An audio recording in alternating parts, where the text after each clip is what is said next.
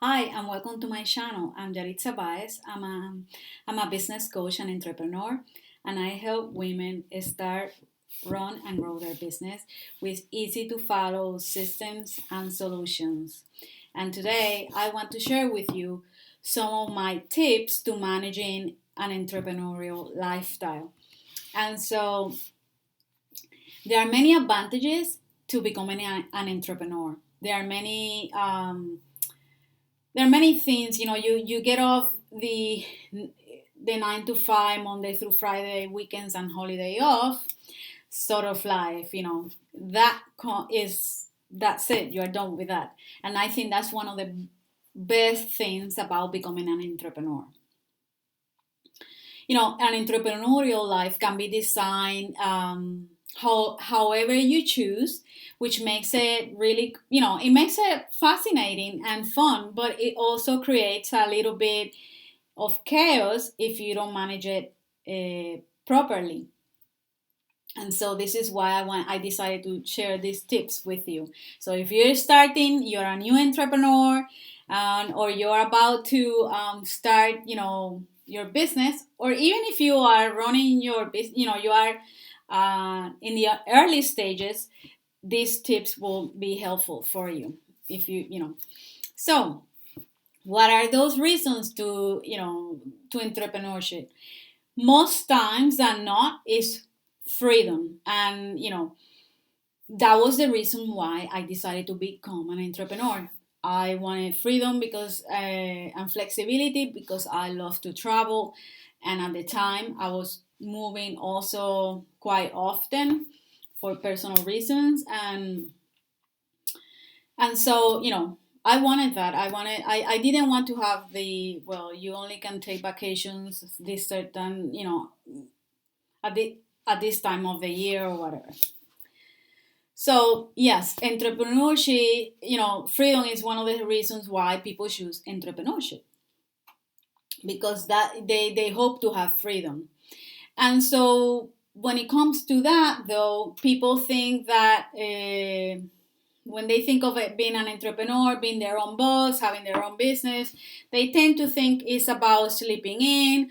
I don't have to get up at 5 in the morning anymore. Thank God for that. You know what I mean? Or I choose when I work and when I don't work. When I want and when I don't want to. Oh, today I am too tired. I don't feel like, getting up and work, so I'm just gonna blow it off. And and so also they dream about not having anybody breathing down their necks, and so they get the work done. And yeah, that those are benefits, but they are also big minuses too. And so you got to be careful. So working for other people, those creates a framework that determines your everyday life. If you are working for someone and your office hours are 9 to 5, well, you know that Monday through Friday you're gonna be in that office for from 9 to 5. So you get that kind of a structure, and you also know what are you going to expect at your job. You know what are you gonna do every day, more or less. Because we have set job descriptions that uh, decide what it is that we're going to be doing.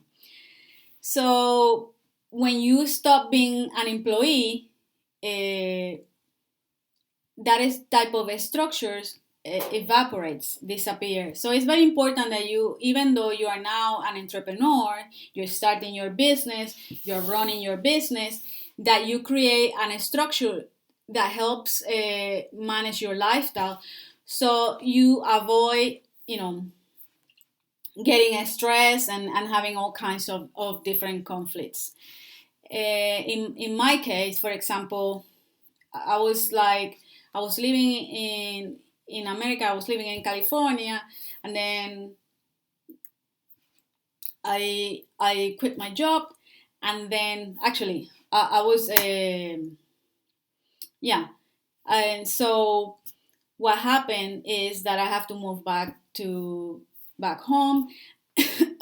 excuse me. And so that's when I decided that I wanted to, start my own business, and I decided to become a virtual assistant, and so I have to train. So from moving from the structure of being an employee, I moved in creating a structure of the student. So I took the courses, I applied the skills I was learning in those courses. So you always have the homework and the things that you got to practice and acquiring all the skills necessary so I can start my business. And from there I moved to open open for business.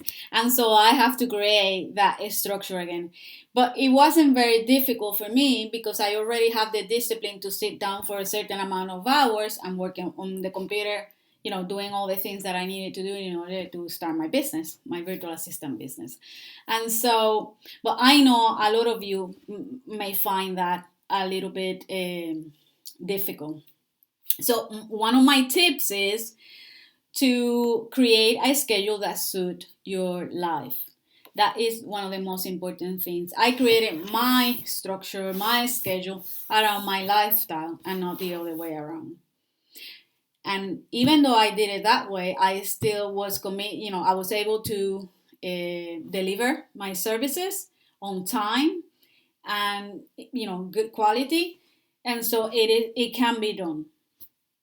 So one of the benefits is that you of being an entrepreneur is that you live on your own terms, and I think that is what I love most about being an entrepreneur. So although you don't have a boss, that you need to report to, you do have clients, and so there are important obligations that you have to, you are committed to, and those customers that you are serving, they want, their services to be delivered on time, and they need to be of good quality. So basically, your customer becomes kind of like your employer because you gotta deliver the service that you're providing. So it's important that you prioritize your workload, and so you don't fall behind and get off track and lose traction. That's the last thing that you want. And I know some of you have experienced that in the past or have been experiencing. So what the thing is, so if you are a person who are struggling to go up with a day's workload, I will say that you really need to create a structure, create a schedule, see how many hours you can actually work. Because sometimes we think, well, I could work all hours, but in reality you can't. And so maybe you are able to work 4 hours in the morning and then 4 hours in the afternoon or in the evening. So if you're struggling with managing your time, that's one of the things that you have to be realistic about, how many hours you can actually work. Okay, so then you don't fall behind and start getting overwhelmed. So create and stick a schedule that allows you the freedom that you desire, but also holds you accountable to what needs to happen in your business. Okay, and remember, you need time to, and I think that this is when calendars become very essential. Schedule time to do the actual work, and then you also, schedule time to do the tasks that are important to run a business. Okay, and when I mean the actual work, is the work that you will be doing for your clients. My next tip is to keep the main thing the main thing. So when you're working from home or running an entrepreneurial business on and off duty, life can get a bit intertwined. So to the best of your ability, keep the focus where it needs to be at any given moment. That's essential.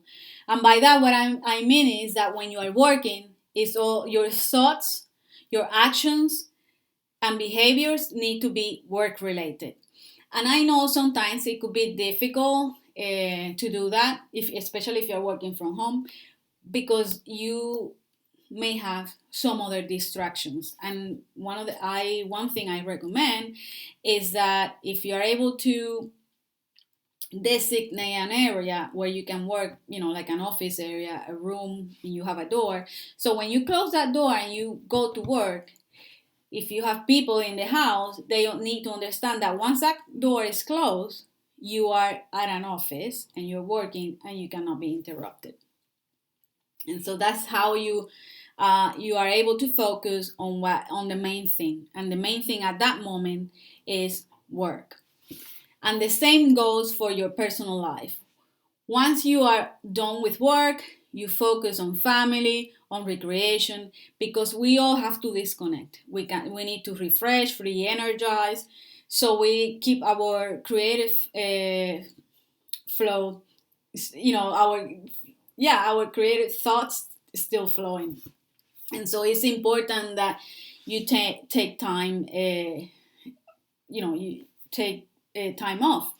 And so keep, when that time comes, when you are done with work, then make that keep that the main thing, no work related, because otherwise you will be overwhelmed and you will be burnt out. And I tell you that from my own experience. So take time, what I call downtime. So that means not just taking vacation, but during the day, take short breaks, go for a walk, maybe go for a coffee, things like that. But it's important to keep the main thing the main thing. My next tip is stop trying to do it all. There comes a time when you won't be able to do it all. At the beginning, when you are starting a business, it's very likely that you will have to do everything yourself. You become a Jane of all trades, and that's normal. That is expected. But as you start growing your business, in order to run your business effectively, you're going to have to hire help. And this is where virtual assistants are so valuable. Maybe you will have, and as your business grow, you will have people, more than one person, and you will have different team members. But there is the time where you need to move things, get things off your plate, because there is so much you can do. And in order to do things well, it's impossible to do them all, in the long term, in the long run. So again, it may mean hiring someone to help you also with the household chores or running errands, so you can have more time to focus on work. You have the energy to focus on doing the actual work. It could also mean hiring help, again, in your business, so you have more time to spend at home, because maybe when you start in your business, yes, you are a Jane of all trade, and maybe you are working a 40 hours a week, like if you were having a job. Hopefully you won't have to, but let's say, you may have, you will be doing that. But if you get help at work, hiring a virtual assistant or two, then you won't be able to, you don't have to work that many hours. And then there is a lot of people, entrepreneurs, that are only working 20 hours a week. And that is because they got help. They hire people to help them run their business. And so maybe what you need, it will be a combination of both. But, keep that in mind, that at the beginning you will have to do a lot of the work. And as you grow, you'll be able to hire help. But sometimes the help can come from home. Having, our partners help in the house and things like that. And well, basically what I wanted to share with you today was those three tips. Basically, create a structure that fits your lifestyle. A work schedule that goes with your life, your lifestyle. Also, keep the main thing. So when it's time to work, it's work, and when it's time to be at home, outside, work is recreation and be with family. Then we are totally unplugged from work. And also, Once you are able to start hiring and delegate and outsource, do that, because you won't be able to do it all. It, and the whole idea is to enjoy ourselves.